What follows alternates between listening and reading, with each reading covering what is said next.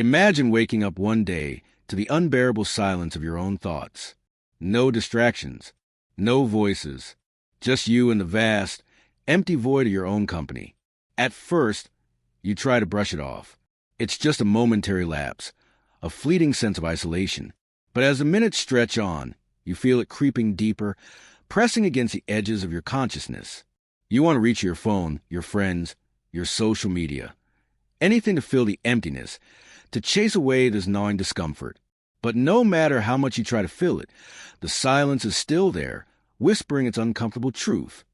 You are alone. You've been avoiding it for so long. The fear of solitude, the fear of being disconnected from everything and everyone you hold dear. But today, there is no escaping it. No noise to drown out the deep, unsettling awareness that no matter how many people you surround yourself with, there's a part of you that remains forever alone.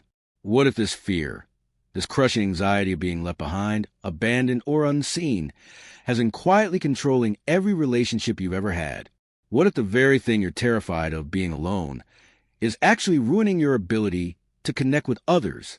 Can you truly build meaningful relationships if you're always running from the possibility of solitude? The paradox is undeniable.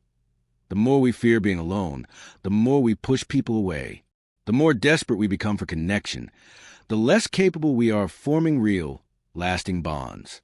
Our relationships, whether with friends, family, or lovers, are suffocating under the weight of this unspoken fear. But why? Why is it that the more we seek connection, the more isolated we often feel? And is it possible to break free from this cycle? Nietzsche once wrote, "He who fights with monsters should be careful lest he thereby become a monster." In our attempt to escape the monsters of loneliness, we may unwittingly become the very thing we fear. Perhaps we've been too afraid to confront this monster in the mirror, to ask ourselves the deeper, uncomfortable questions. But today we must face it, because the truth is, our fear of being alone is not just a personal problem. It is a cultural epidemic, one that shapes the way we relate to ourselves and each other. And as Nietzsche might suggest, only by confronting this fear head-on can we begin to truly understand the nature of our relationships, and perhaps even redefine them. Are you ready to face the question that has been lurking just beneath the surface? How much of your need for connection is driven by genuine desire, and how much is it driven by a fear so deep, so ingrained, that you can barely recognize it? The journey toward understanding the hidden forces at play in your relationships begins now. In the quiet corners of your mind, where self-doubt and insecurity often lurk, there lies a question. What if I am truly alone? The fear that pulses in your chest is not simply a fleeting discomfort. It is a profound, existential fear that has been deeply embedded into the very fabric of your psyche. This fear is not just about physical isolation, about being alone in a room or a city. It runs deeper. It is a fear of disconnection from your own self. It is anxiety that, beneath the surface of all your relationships, you might not be enough, that somehow you are not worthy of true connection. The more you seek to fill this void, the more you seem to push others away or feel distant from them, even when they are right there in front of you. Friedrich Nietzsche, the philosopher who so often delved into the uncomfortable and untold truths of human nature, believed that this kind of fear stems from the disintegration of the self.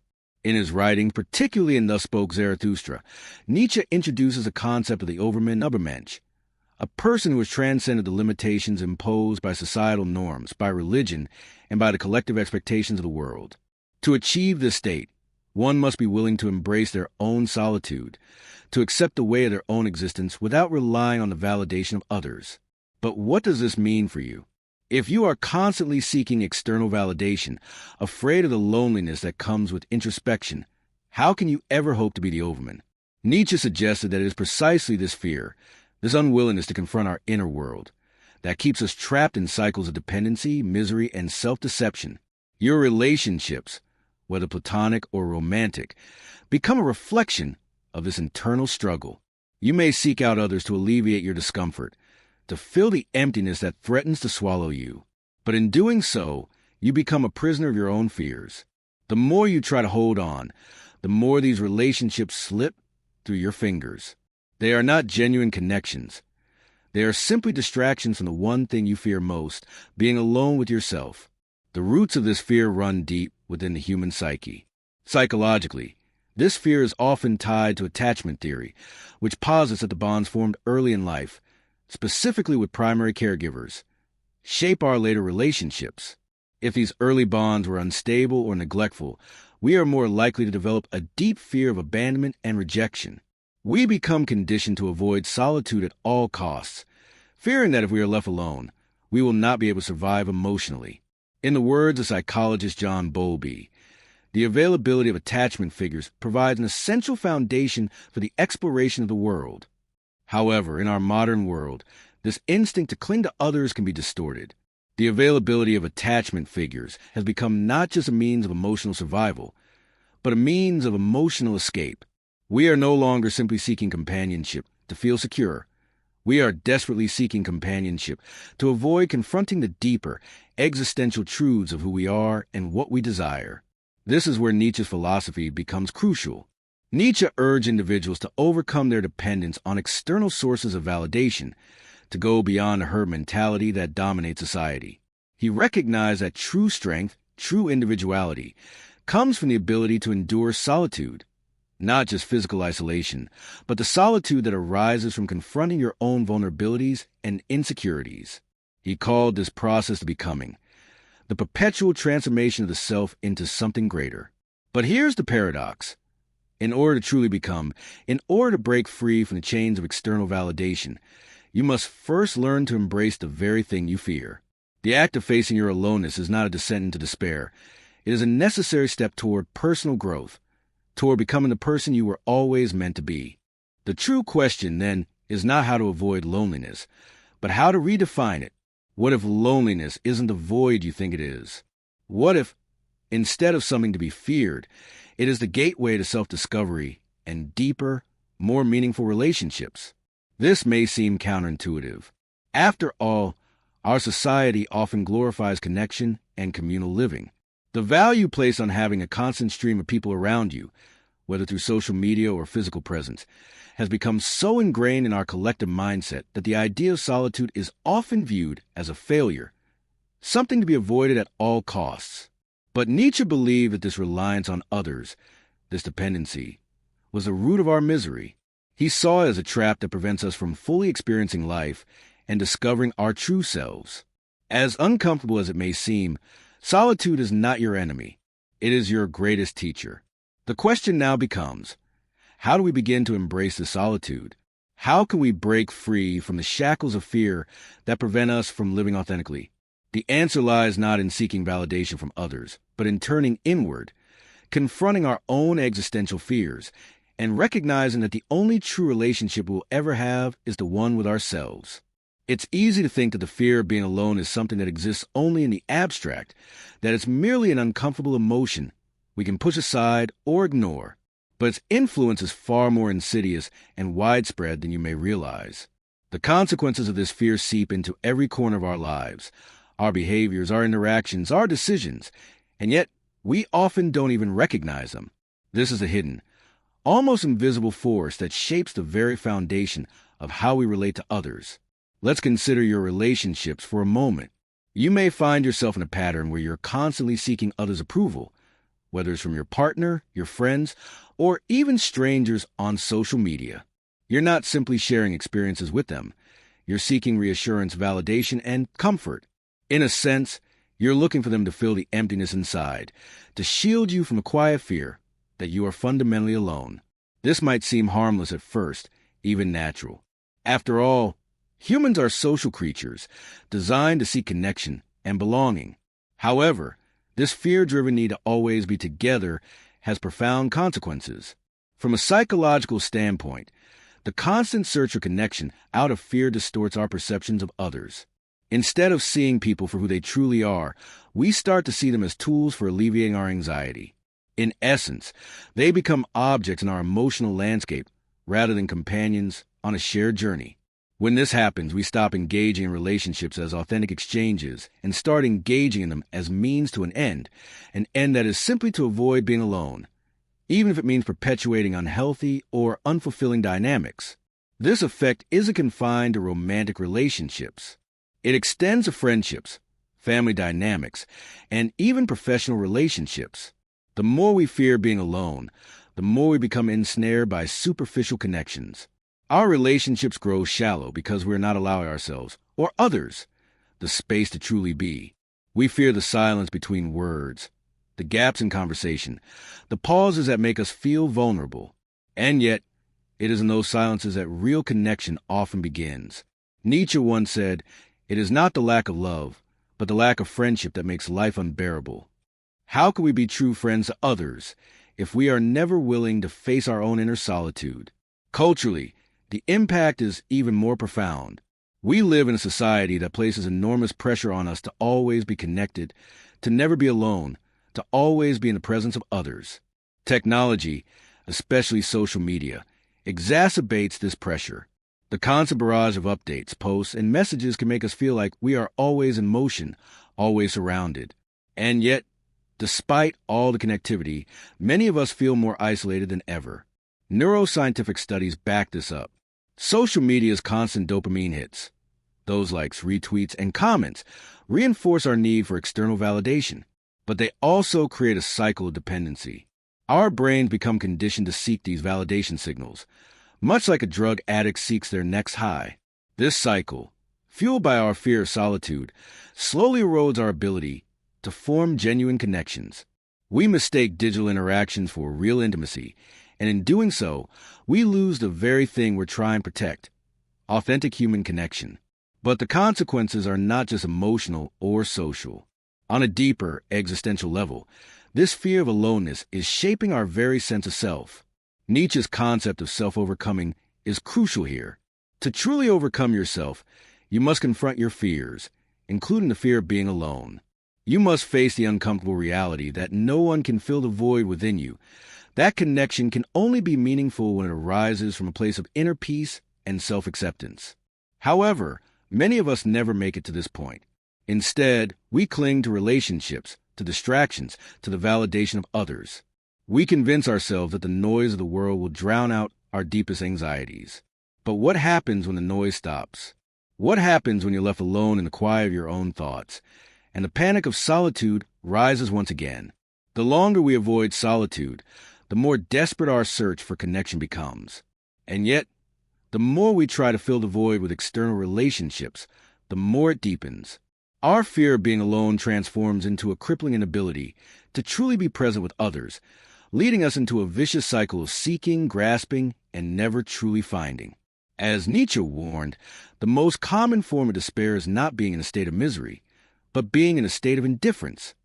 In our desperate attempts to escape loneliness, we fall into a state of indifference to our own authentic selves. We lose sight of what we truly want and need from our relationships, replacing genuine connection with hollow gestures and superficial interactions.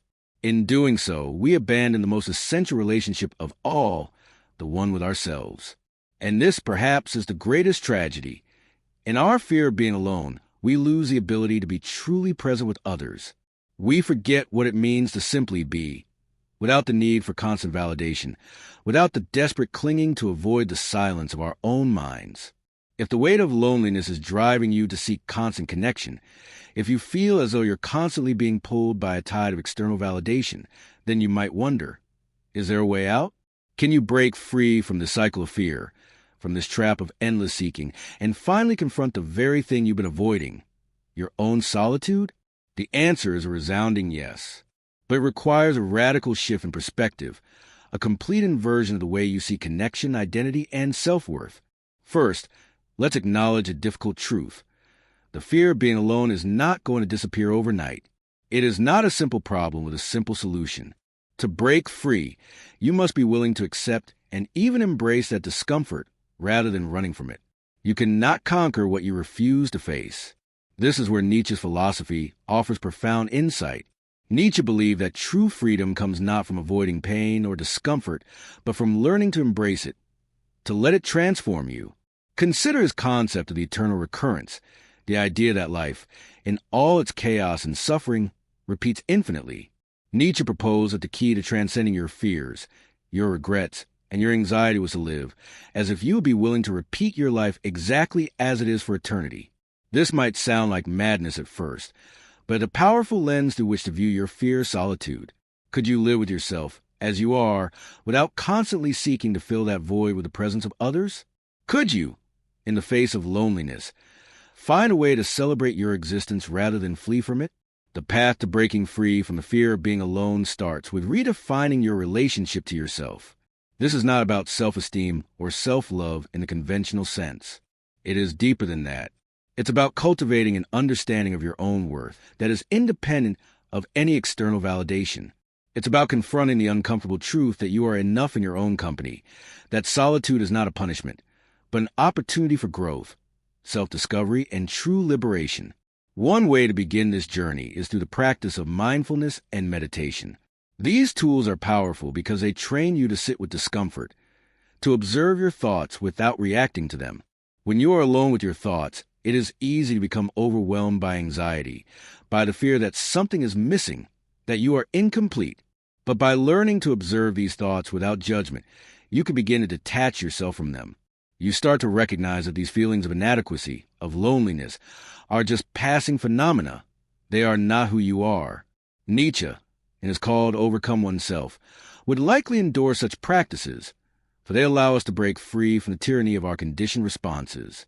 They offer a way to step outside of the fear-driven need for validation and to begin forming a relationship with ourselves based on authenticity, not anxiety. Another way to rebel against the fear of solitude is through creative expression. Nietzsche was a passionate advocate for art, music, and literature as ways of transcending the mundane and elevating the human spirit. Creativity allows you to give voice to the deepest parts of yourself, to explore the landscapes of your inner world without the need for external validation.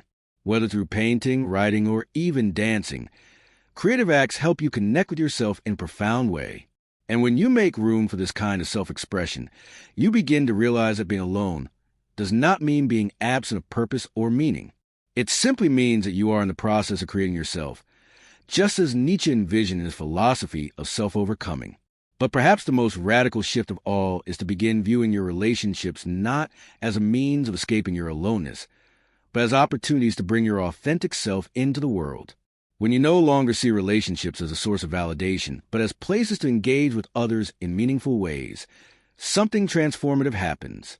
You are no longer desperate to hold on, to cling to others out of fear. Instead, you engage with them out of genuine desire to connect, to share, and to learn. This shift in perspective is what Nietzsche might call the embrace of will to power, the drive to assert your own individuality, to shape your life according to your own vision. The will to power is not about domination or control over others. It is the power to define your own existence, to transcend societal expectations, and to live in accordance with your deepest values. And it is only when you have this power over yourself, when you embrace your own solitude, that you can truly build meaningful connections with others. In essence, breaking free from the fear of being alone is not about escaping solitude. It's about redefining it. Instead of viewing loneliness as a deficiency, you begin to see it as a rich, fertile ground for growth. You recognize that it is in solitude that you find the strength to face yourself, the courage to create, and the freedom to connect with others on a deeper level. You are not your fear. You are not the empty space you try to fill with others. You are the one who gives meaning to that space. And when you embrace that power, you will discover that the only relationship that truly matters is the one you have with yourself. In the silence, a deeper truth begins to emerge. The truth that, until now, you may have been too afraid to confront. All the fear, all the anxiety, all the grasping for connection, these were never the real issues. The real issue was always something simpler, something far more profound. And now, as you sit with yourself, as you face the emptiness you once feared, you begin to see it for what it truly is. The emptiness was never an absence. It was always a space of possibility. This is the ultimate realization, the truth that Nietzsche sought to impart in his philosophy. You are enough as you are. You are not a hollow vessel in need of constant validation, nor are you a collection of fears and insecurities that must be suppressed. You are a being of infinite potential, capable of creating meaning in your own life without relying on the external forces that so often control your behavior. It's hard to imagine just how freeing this realization can be. To truly understand that you are not defined by the people around you, the opinions they hold, or the relationships you form, It is a radical, life-altering shift in perspective. Nietzsche believed that the human being could transcend conventional morality, that we could create our own values and live according to them. In essence, you have the power to become, to shape yourself into the person you wish to be, without the need for validation or approval from others. This does not mean that you no longer need or desire connection. Far from it. The relationships you build from this newfound sense of self will be deeper, more authentic, and far more meaningful than anything you've experienced before. But the key is that they will no longer be driven by fear, by the desperate need to fill the void inside you. Instead, they will be an expression of your own individuality, your own creativity, and your own desire to engage with others on a profound level. When you embrace solitude, when you learn to be truly alone with yourself, you no longer fear the silence. Instead, you see it as a space where you can hear the deepest whispers of your soul. In solitude, you learn to listen to your inner voice, to discern what you truly want from life, not what others have told you to want. You begin to realize that the silence is not empty. It is full of potential, full of possibilities waiting to be explored. In the end, the fear of being alone was never really about the absence of others. It was about the fear of confronting yourself, of facing the raw, unfiltered reality of who you are. The greatest barrier to true connection was never the lack of others. It was your inability to connect with your own soul. But now, with this realization, you can begin to rebuild that connection.